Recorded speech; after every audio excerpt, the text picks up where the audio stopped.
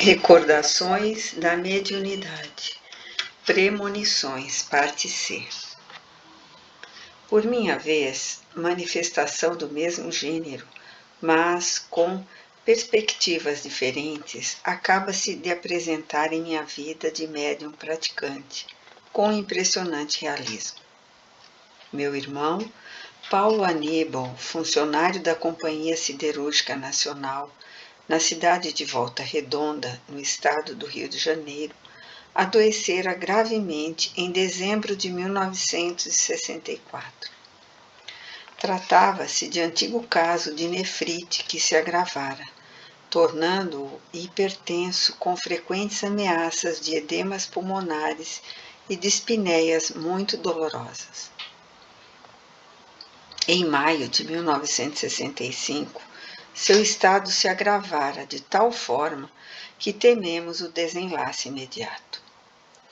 Era ele o irmão caçula dentre uma prole de 7, o mais amado pelos 6 irmãos que o viram nascer, e nossa tristeza se acentuava a cada dia que se passava, pois, conquanto a doutrina espírita seja consoladora, tornando-o adepto compreensível aos ditames das leis naturais, resignado ante as provações de cada dia, a morte na terra ainda constitui provação para aqueles que vêm partir seus entes amados para outro plano da vida. E nenhum de nós ficará, certamente, indiferente ante a perspectiva do inevitável fato. Eu acompanhava o querido enfermo na sua permanência num leito de hospital, onde se viu retido durante 13 meses.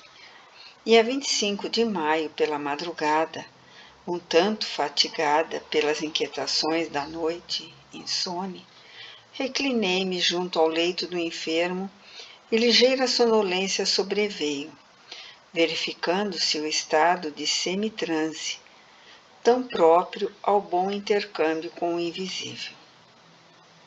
Vi então que minha mãe, falecida havia 26 anos, se aproximava de nós, olhando atentamente o doente e depois se voltava para mim, dizendo com naturalidade: "Fica descansada e pode repousar.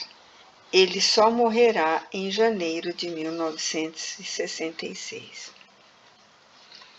E meu irmão, Paulo Aníbal, com efeito, veio a falecer a 18 de janeiro de 1966. Existem outros avisos, porém, que trazem felicidade, os quais parecem antes revelações protetoras, encerrando mesmo caridade para com aquele que os recebe, e ainda provando as simpatias que uma pessoa possa inspirar aos seres desencarnados, não obstante ser encarnada. Alguns desses avisos, tal que em seguida aqui relataremos, dir-se-iam como que intrigas ou maledicência. Mas, se analisarmos o fato na sua verdadeira estrutura, constataremos que, em vez de intrigas, eles demonstram antes o espírito de justiça e de proteção ao ser mais fraco. Um exemplo bastará para meditarmos todos, não só sobre a necessidade de nos dedicarmos ao cultivo do verdadeiro espiritismo, cheio de vigor e sutis beleza, a fim de o praticarmos nobremente, tal como deve ser, como também sobre a cautela que nos cumpre observar ao decidirmos dar certos passos graves em nossa vida de relação, pois, conforme ficou dito, nem todas as provações que experimentamos na Terra foram programadas com necessidade irremovível da nossa jornada. Muitas aflições, desgostos e sofrimentos são antes o fruto das inconsequências do momento, a displicência dos nossos atos sob a ação da nossa exclusiva vontade livre na presente existência. Uma jovem espírita do meu conhecimento, residente em Minas Gerais, era médium e possuidora de grande espírito de caridade para com os espíritos sofredores desencarnados. Sua ternura afetiva para com os obsessores, os suicidas, os endurecidos do mundo invisível, era comovente e digna de ser imitada. Ela os cercava de proteção e amor, orando por eles diariamente em súplicas veementes. Lia trechos da doutrina espírita e do Evangelho, convidando-os a ouvi-la, compartilhando da sua comunhão com o alto. Oferecia dádivas aos órfãos, aos velhos e aos enfermos, em homenagem a eles mesmos. Enfim, era coração sentimental e romântico, até na prática da doutrina dos espíritos. Pois que lhes oferecia flores colhidas do seu jardim, assim como cultivava com as próprias mãos os canteiros de margarida, de rosas e de violetas que lhes oferecia em prece afetuosa, dizendo-lhes em pensamento enquanto revolvia a terra ou espargia água sobre os arbustos. Vinde, meus queridos irmãozinhos, e vede. Estas flores são vossas, cultivo-as para vós. Vede como Deus é bom e generoso, que, valendo-se de um pequeno esforço nosso, permite que do seio misterioso da terra despontem estas lindas dádivas para o encantamento da nossa vida. Tudo é belo, bom e generoso dentro da natureza e ao nosso derredor, desde o sol, que nos alumia e aquece, protegendo-nos a vida até a terra que nos presenteia com os frutos da sua fecundidade. Por que somente nós havemos de ser maus? Pratiquemos antes de tudo o que for belo e agradável. Saibamos cultivar o amor em nossos corações para com todas as coisas, e veremos que tudo sorrirá em volta de nós, tornando-nos alegres e felizes, com horizontes novos em nossos destinos para conquistas sempre maiores e melhores.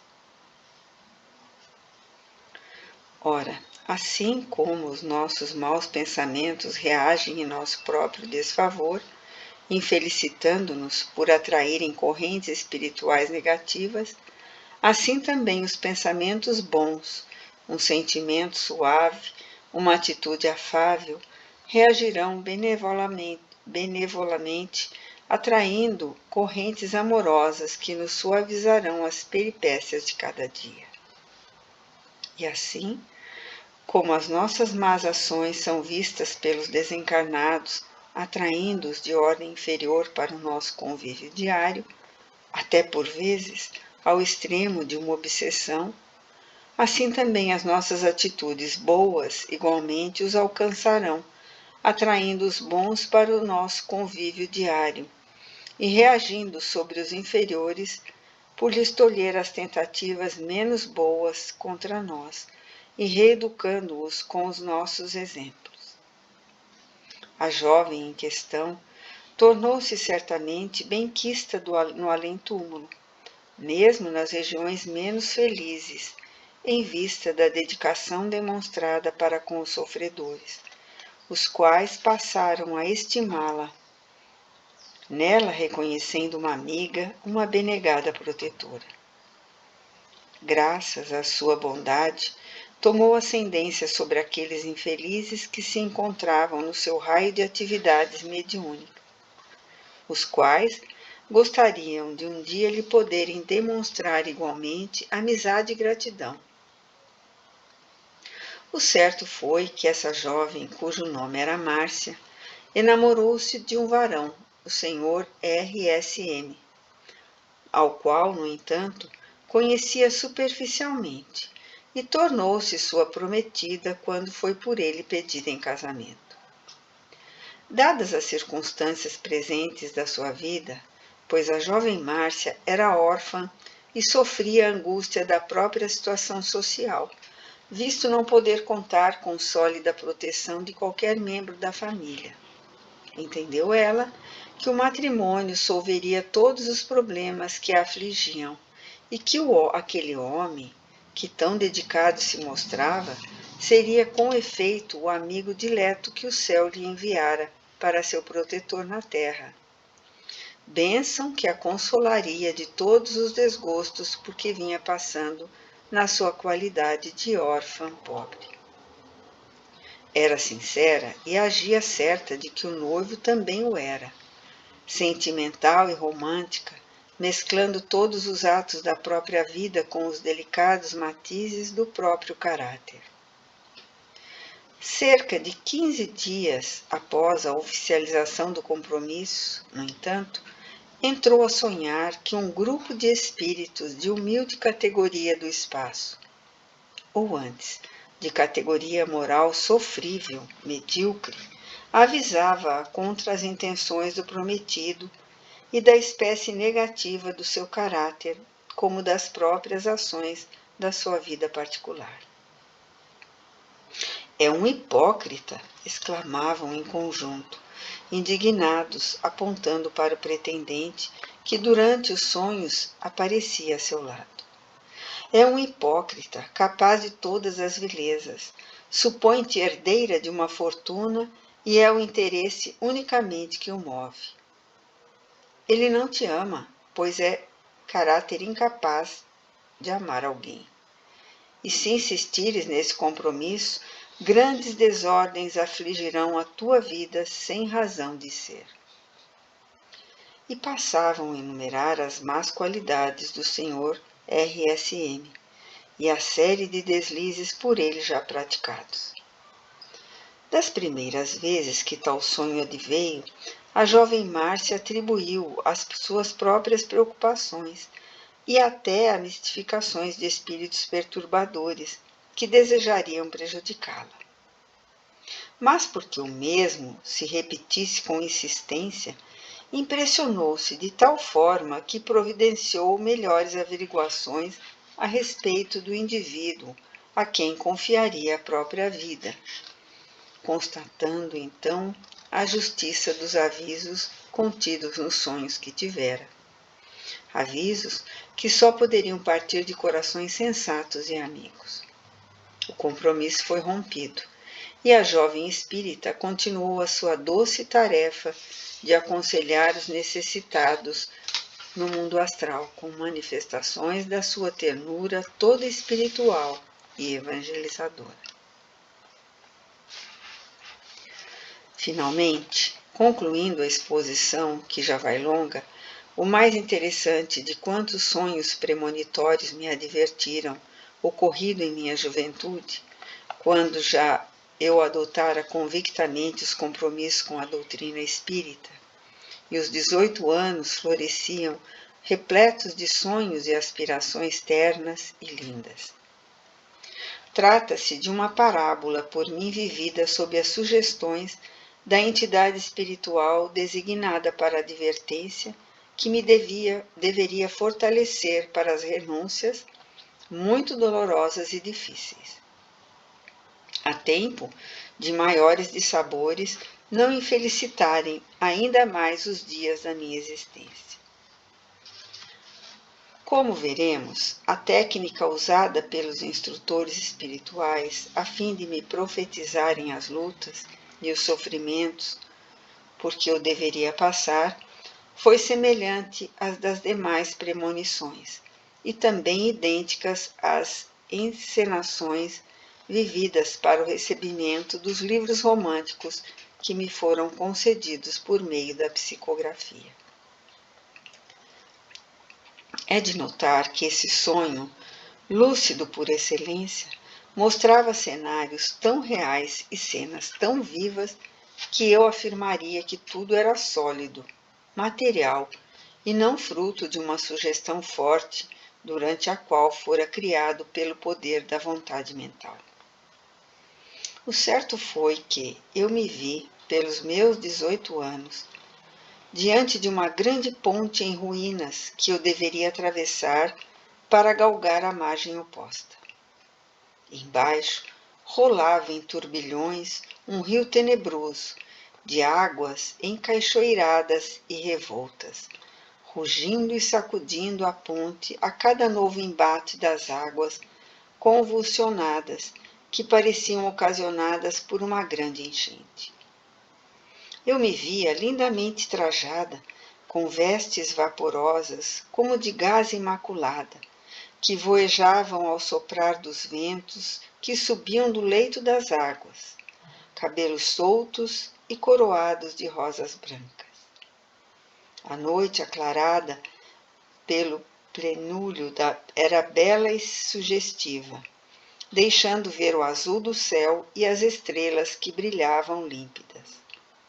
Ao meu lado, percebi uma entidade elevada, que reconheci como Bittencourt Sampaio, envolta em túnica romana vaporosa e lucilante, e coroada de louros como os antigos intelectuais romanos e gregos. E ele dizia: será necessário que atravesses, é o único recurso que tem, serás auxiliada.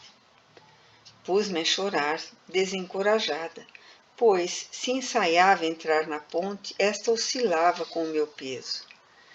Ele, então, Bittencourt Sampaio, tomou meu braço, amparando-me, e repetiu: vamos, sem temor, tudo consegue aquele que quer. Não sabes que a fé transporta montanhas? Serás ajudada, confia. Assim amparada, atravessei a ponte timidamente, desfeita em lágrimas, enquanto as águas rugiam embaixo, ameaçando tragá-la, e também a mim. A cada passo, novas oscilações da ponte, cujo soalho em ruínas me deixava entrever o abismo que corria sobre meus pés. Chegando ao lado oposto, lembro-me ainda de que o grande amigo repetiu o aviso do futuro que me esperava, o que não constituía novidade para mim, porque nas outras profecias já eu tivera sobre o assunto. É o único recurso que terás para poder vencer. Dedicar-se ao Evangelho do Cristo de Deus, à doutrina dos Espíritos. Nada esperes do mundo, porque o mundo nada terá para te conceder. És espírito culpado a quem a clemência do céu estende a mão para se poder reerguer do opróbrio do pretérito. Não conhecerás o matrimônio, não possuirás um lar, e espinhos e lutas se acumularão sob teus passos. Mas, unida a Jesus e à verdade, obterás forças e tranquilidade para tudo suportar e vencer. Com efeito, a premonição realizou-se integralmente, dia a dia, minuto a minuto. Minha existência ha sido travessia constante sobre um caudal de dores que o Consolador amparou e fortaleceu. Muitos outros exemplos poderíamos citar. Esse cabedal copioso que todas as criaturas recolhem do círculo das próprias relações de amizade ou da observação, poderia resultar em um ou mais volumes interessantes, para deleite dos estudiosos dos fatos supranormais. Os que aqui foram colecionados, apesar de não oferecerem novidades, pois esses fatos são comuns, bastam para lembrar a todos nós que, acima de tudo, eles nos oferecem grandes demonstrações da verdade eterna, que não convém desprezarmos, manifestações do mundo espiritual, o qual se entrechoca e se relaciona conosco, tomando parte em todos os sucessos de nossa vida. Provam, ao demais, a existência da alma, além da morte, suas complexas possibilidades, sua individualidade marcante após o despreendimento dos liames carnais, os direitos que lhe são concedidos pela lei da criação, de se entender com os homens, com estes mantendo relações afetivas ou protetoras. seu humanitário interesse pelos mesmos, os novos poderes por ela adquiridos depois da morte. O amparo que nos dispensam aqueles caridosos seres que, com seus avisos, às vésperas das nossas provações ou dos grandes acontecimentos que nos surpreendem, nos preparam para os embates inevitáveis da existência, prontos a suavizarem, quanto possível, as dores dos nossos testemunhos. E de tudo também ressalta que uma doutrina assim completa, como é o Espiritismo, assim perfeita, que se rodeia de beleza nos mínimos detalhes examinados, realmente merece do nosso coração muita renúncia e devoção para que seja bem estudada, compreendida e praticada, pois o certo é que não será lícito a nenhum de nós encarar com indiferença o alto padrão dessa ciência celeste que em hora feliz adotamos para, sob suas diretrizes, atingirmos a finalidade gloriosa que a criação suprema nos destina.